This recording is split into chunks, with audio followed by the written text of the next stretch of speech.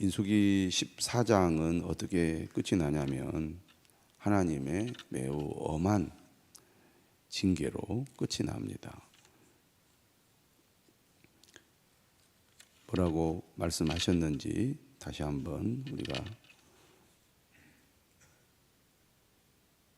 찾아보면 하나님께서 이렇게 얘기했거든요.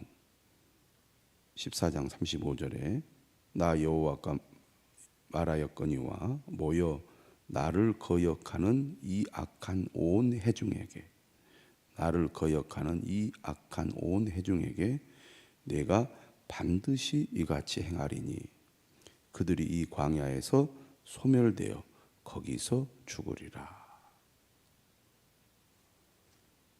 이 말씀만 우리가 보면 이스라엘 민족과 하나님의 언약의 관계는 완전히 끝이 났다고 볼 수 있습니다.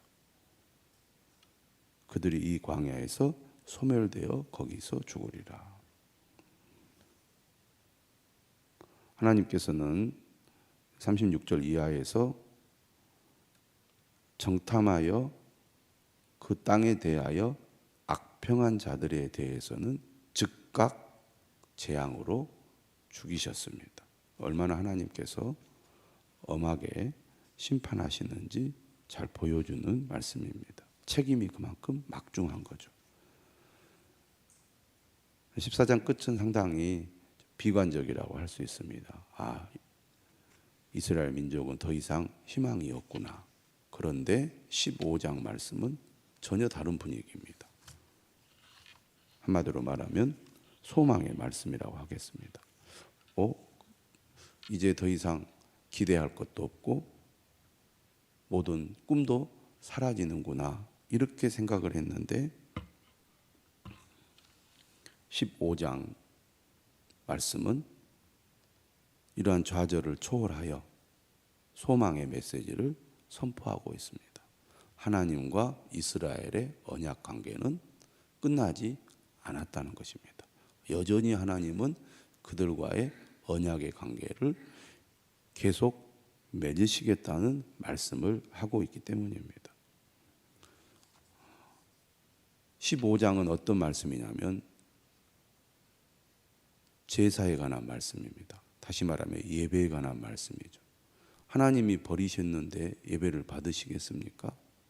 하나님이 버리지 않고 여전히 이스라엘 백성들을 하나님의 언약 백성으로 인정하시기 때문에 하나님께서는 그들의 예배를 받으시겠다는 거거든요. 그런데 그 근거가 어디가 있냐면 우리가 14장 전반부에 보면 중간에 11절 이하에서 모세가 하나님께 간절히 기도하잖아요.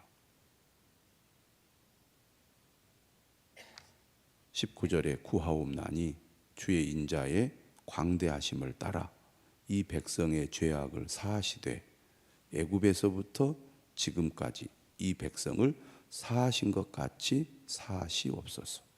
간절하게 용서를 구하는 기도를 드렸습니다. 20절에 하나님께서 모세의 기도를 들으셨죠. 내가 네 말대로 사하노라. 비록 하나님의 말씀을 거역한 1세대 이스라엘 백성들이 가나안 땅에 들어가지는 못하지만 그들의 후대가 들어가게 될 것이고 여전히 하나님은 그들과의 언약의 관계를 이어가시겠다고 말씀하시는 겁니다. 그래서 오늘 본문 15장 1절 이하에서 보면 하나님께서 이렇게 얘기를 하세요. 너희는 내가 주어 살게 할 땅에 들어가서. 그러니까 지금은 광야에 있죠. 여전히 광야에 있지만 앞으로 하나님께서 이스라엘 백성들을 가나안으로 데리고 가시겠다는 겁니다. 그들 대다수가 우리는 못 갑니다. 안 갑니다. 차라리 애굽으로 돌아가겠습니다. 이렇게 반역을 저질렀지만 하나님께서는 이들과의 언약을 기억하셔서 가나안 땅을 주시겠다는 겁니다. 내가 주어 살게 할 땅에, 지금은 아니지만 그들을 데리고 가겠다는 거죠. 이 자체가 소망이라고 할 수 있겠습니다.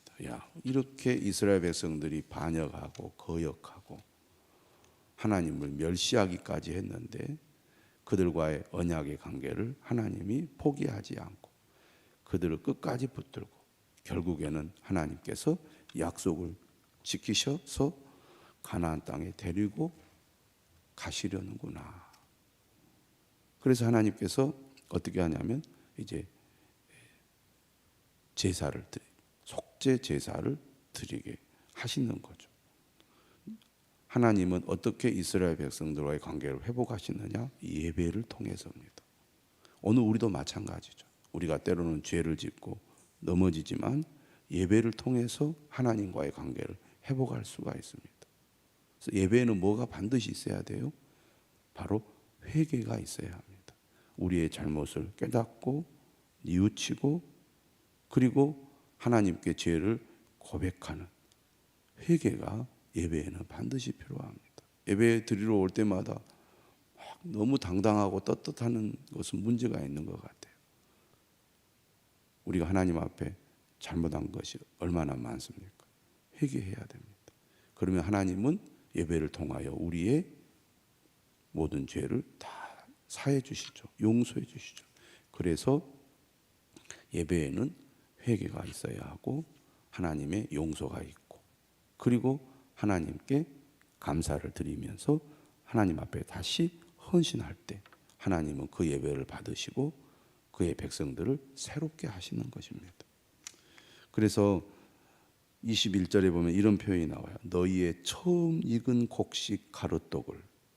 지금 이스라엘 백성들은 광야에 삽니다. 앞으로 40년을 살 거예요. 그런데 이스라엘 백성들이 가나안 땅에 들어가면 처음 익은 곡식 가루떡, 그들이 재배하여 거둔 수확물에 처음 익은 곡식을 하나님께 드리게 된다는 얘기죠. 얼마나 희망적인 말씀입니까? 앞이 지금 캄캄한데 너희들 다 죽었어 이랬는데 하나님은 그래도 내가 너희와 함께 할 거야, 이런 약속의 말씀을 하고 있습니다. 특별히 오늘 보면 22절 이하의 말씀을 보면 어떤 표현이 많이 나오냐면 부지중에라는 말이 반복되어 나옵니다. 부지중에라는 것은 뭘 얘기합니까? 실수로 죄를 지은 것입니다. 자, 죄는 죄예요. 그래서 잘못한 것에 대해서는 반드시 뭐가 필요해요? 속죄가 필요합니다. 그런데 하나님 어떤 분이시냐? 우리의 연약함을 아시고 그것을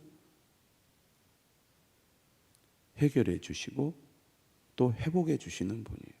긍휼의 하나님이시죠. 우리가 연약하다 보니 실수로 어리석어서 하나님 앞에 죄를 지을 때가 있습니다. 하나님은 예배를 통하여 우리가 실수로 잘못하여 죄를 지었을지라도 우리가 죄를 깨닫고 하나님께 용서를 구하면 언제든지 하나님은 그 죄를 용서하시겠다는 겁니다. 22절에 말합니다. 너희가 그릇 범죄하여 여호와가 모세에게 말씀하신 이 모든 명령을 지키지 못하되. 결국은 인간의 의지가 약하고 또 인간이 어리석어서 실수로 하나님 앞에 죄를 범하게 된다는 겁니다. 지금까지 이스라엘 백성들이 광야에 들어와서 여기까지 왔을 때 얼마나 이스라엘 백성들이 자주 그리고 반복하여 많이 넘어졌습니까? 그러나 하나님은 그들을 용서해 주시겠다는 것입니다. 그래서 24절에 뭐라고 말하느냐면 회중이 부지중에 범죄하였거든 온 회중은 수송아지 한 마리를 여호와께 향기로운 화제로 드리고 규례대로 소제와 전제를 드리고 순염소 한 마리를 속죄제로 드릴 것이라. 하나님께서는 예배를 통하여 이스라엘 백성들이 죄를 속죄할 수 있도록 은혜를 베풀어 주고 계십니다. 단순히 회중들만이 아니죠. 25절에 보니까 제사장들에게도 제사장 이스라엘 자손에 온 회중을 위하여 속죄하면 그들이 사함을 받으리니, 제사장을 통하여 이스라엘 자손들을 속죄하시죠. 이는 그가 부지 중에 범죄함이며 또 부지 중에 범죄함으로 말미암아 헌물 곧 화제와 속죄제를 여호와께 드렸습니다. 심지어 26절에 보면 타국인도 용서를 받을 수 있게 하셨습니다. 그래서 사함을 받을 수 있도록 하나님께서 은혜를 베푸십니다. 인간의 연약함을 아시는 하나님, 그래서 그들을 긍휼히 여기셔서 그들이 하나님 앞에 나와 속죄하면 그들의 죄를 용서해 주신다는 거죠. 그래서 예배가 중요합니다. 하나님 앞에 나아가 우리의 잘못을 뉘우치고 깨달아 고백하면 언제든지 주님은 우리를 용서하시고 우리를 정결케 해주시고 회복하시고 다시 일으켜 세우시는 하나님이십니다. 자, 그런데 30절에 이렇게 말씀하죠. 본토인이든지 타국인이든지 고의로 무엇을 범하면 누구나 여호와를 비방하는 자니. 이것은 매우 의도적으로 분명히 하나님의 뜻이 아닌 줄 알고도 악의를 가지고 하나님을 비방하면 하나님 반드시 심판하시겠다는 것입니다. 이렇게 말씀하세요. 31절에 그런 사람은 여호와의 말씀을 멸시하고 그의 명령을 파괴하였은즉 그의 죄악이 자기에게로 돌아가서 온전히 끊어지리라. 그 대표적인 사람이 바로 14장에 나왔던 10명의 정탐꾼입니다. 이 사람들은 각 지파를 대표하여 정탐하러 갔습니다.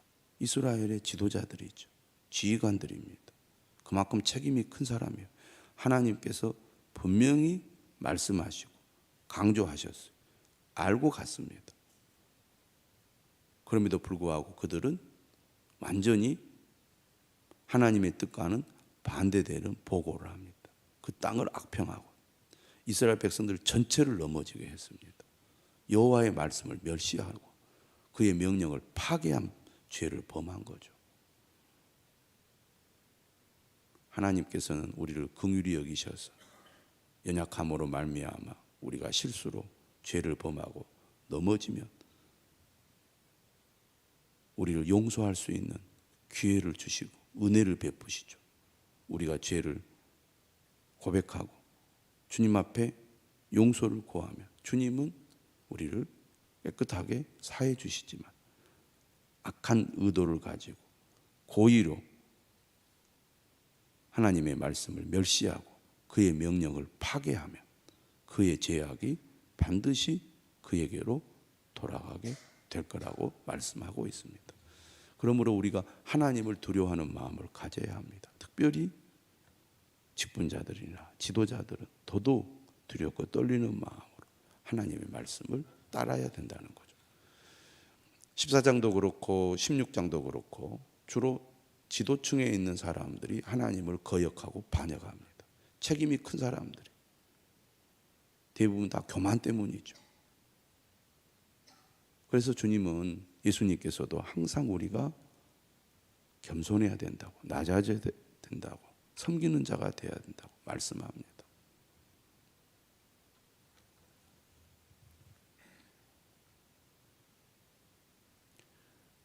(32절입니다) 이스라엘 자손이 광야에 거류할 때에 안식일에 어떤 사람이 나무하는 것을 발견한지라. 안식일에 대해서는 하나님께서 반복하여 강조하셨습니다.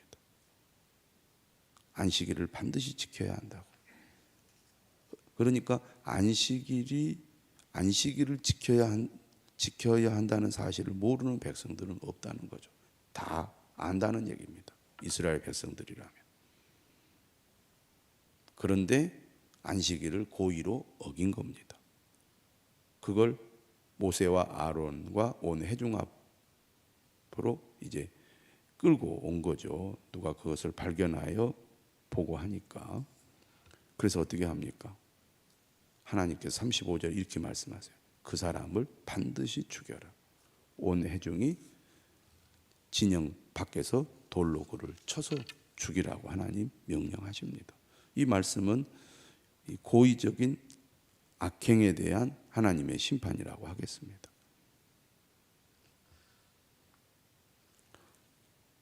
실수로 넘어질 수 있습니다. 연약하여 넘어질 수 있습니다.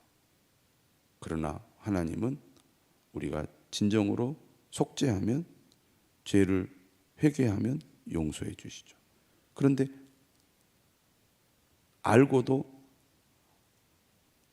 악을 행하면 그것은 하나님의 말씀을 멸시하는 것이기 때문에 하나님께서 엄히 심판하시겠다는 것입니다.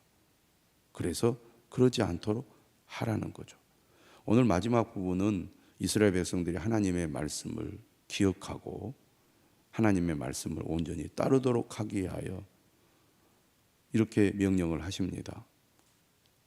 38절에 대대로 그들의 옷단 귀에 술을 만들고, 옷자락이죠. 옷끝털이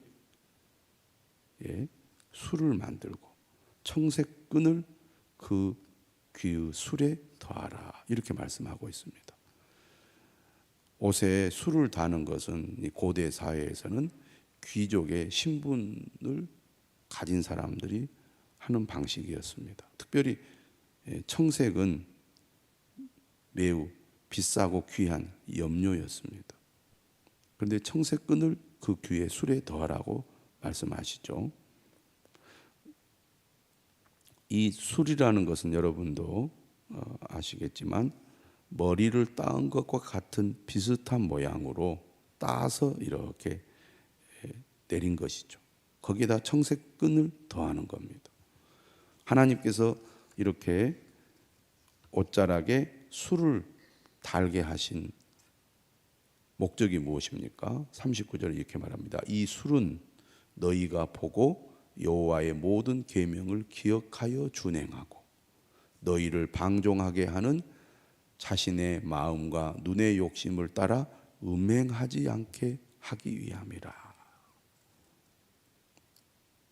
이스라엘 백성들로 하여금 옷 끝에 있는 술을 보면서 하나님의 택함 받은 백성임을 기억하게 하시려고 이 술을 달게 했습니다. 매일 성경에도 나오죠.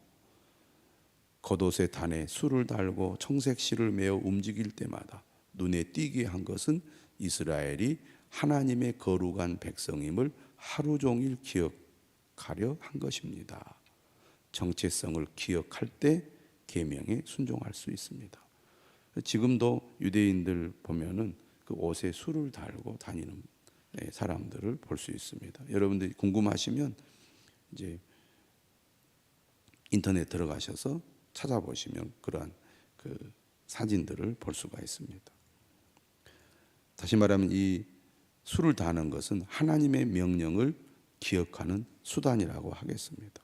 이스라엘은 끊임없이 하나님의 말씀을 잊어버리고 방황할 수 있기 때문에 옷에 술과 청색끈을 달아둠으로써 그 술과 끈을 볼 때마다 마음의 눈과 욕심을 쫓지 않고 하나님의 말씀을 준행해야 된다는 것을 생각나게 한 것이죠.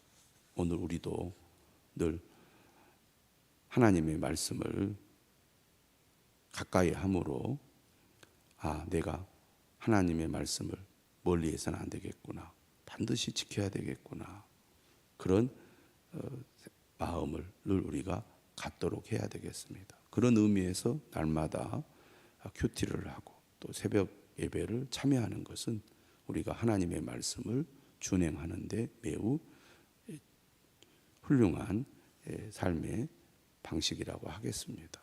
오늘도 하나님의 말씀을 기억하고 그 말씀을 마음에 붙들어서 이스라엘 백성들처럼 하나님의 말씀을 멸시하거나 파괴하는 일이 없도록 해야 하겠습니다.